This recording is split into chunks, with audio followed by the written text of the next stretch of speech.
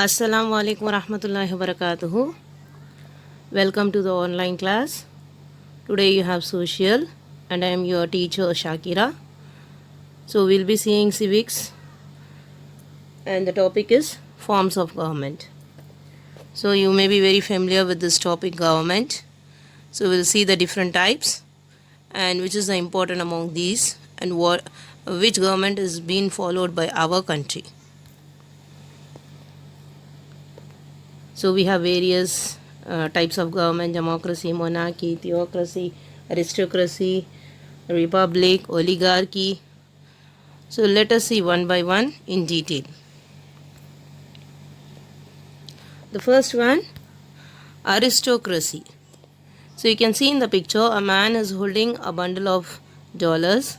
So the rich person has the power, and on the other side you could see the upper section is dominating the lower section of society. So this is the type of government called aristocracy. Next is monarchy. You can see in the picture a king and queen. So the power vests in the hands of king or queen. This is the type called monarchical government. So the next one, autocracy.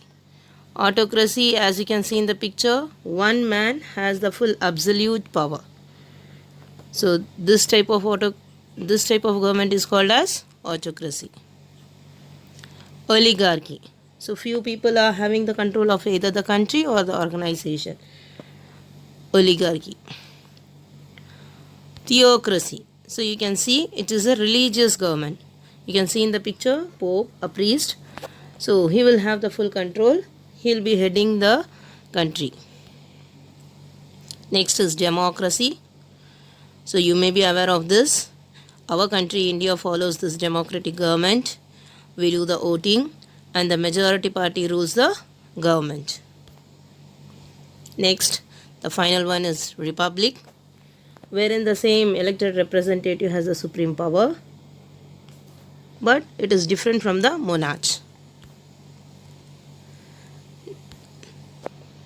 So we have seen so far so many different forms of government. So among this, which we are following, we have just now said that it is democratic government. So we'll see the importance of democratical government, what are the merits, demerits, features in detail.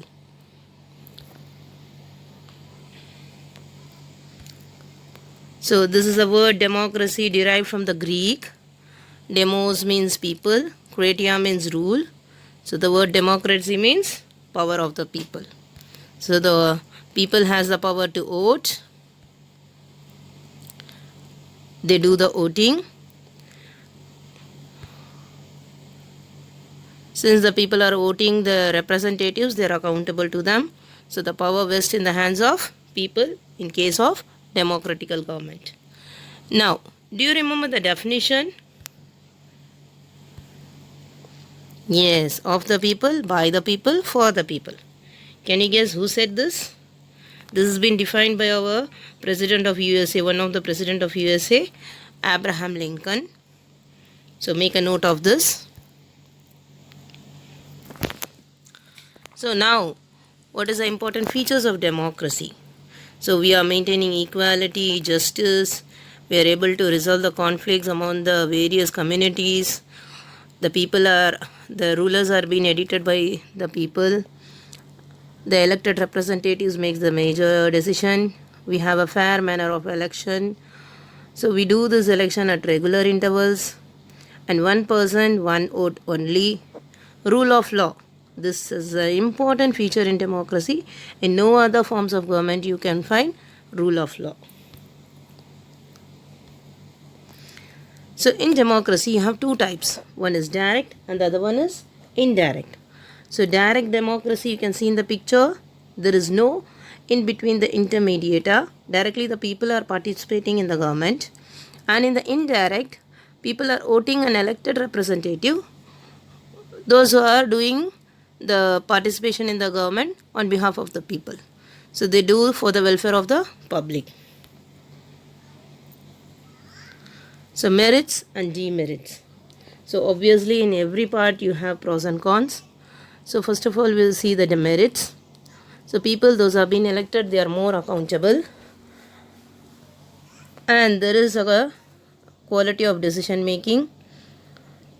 The dignity of the citizen is there, UAF, the right to vote without any discrimination.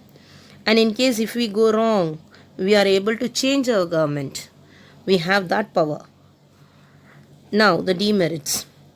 So there are some changing of leaders. Frequently they are shifting from one party to the other. So because of that, there is a consequence. We have to meet for the instability of the government.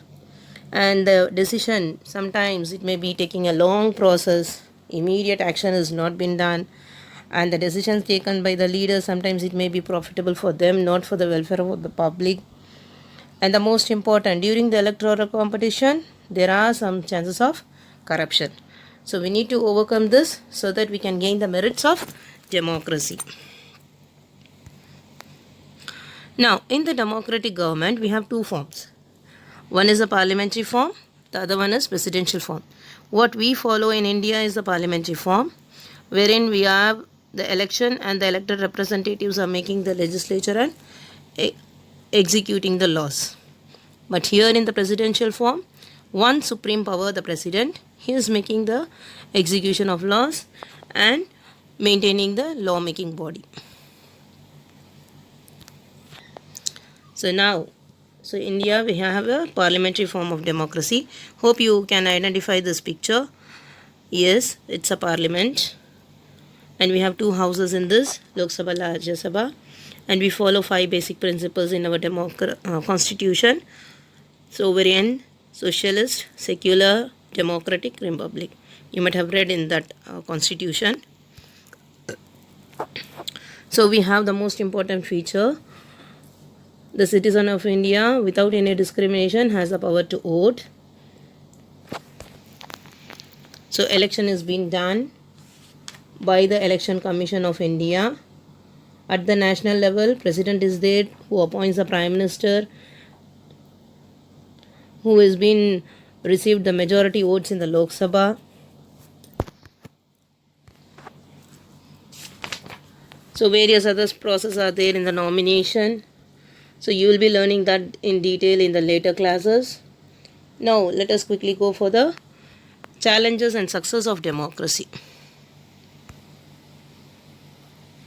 So challenges, still we are facing these problems. These are the problems what we have in democratic government.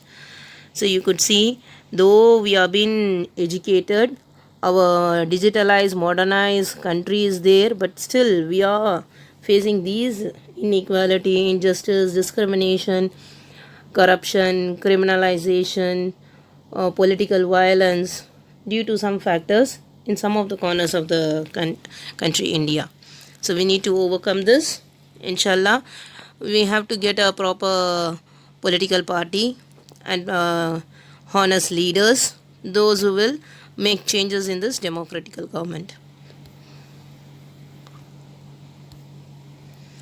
So now, success. So how do we gain the success in democratic India?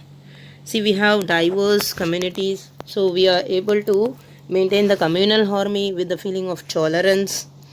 There is consciousness about the poor and illiterates, so we are making some protection to the minorities, to the poor people.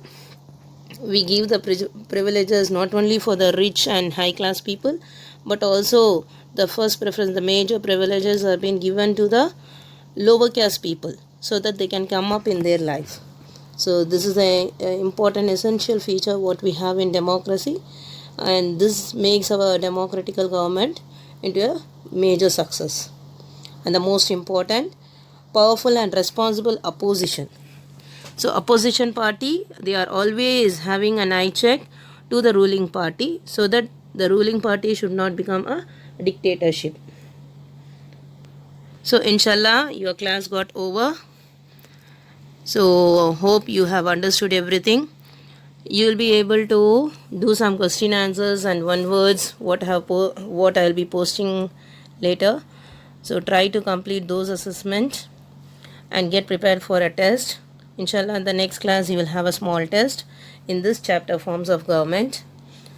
If there is any query, you can post it.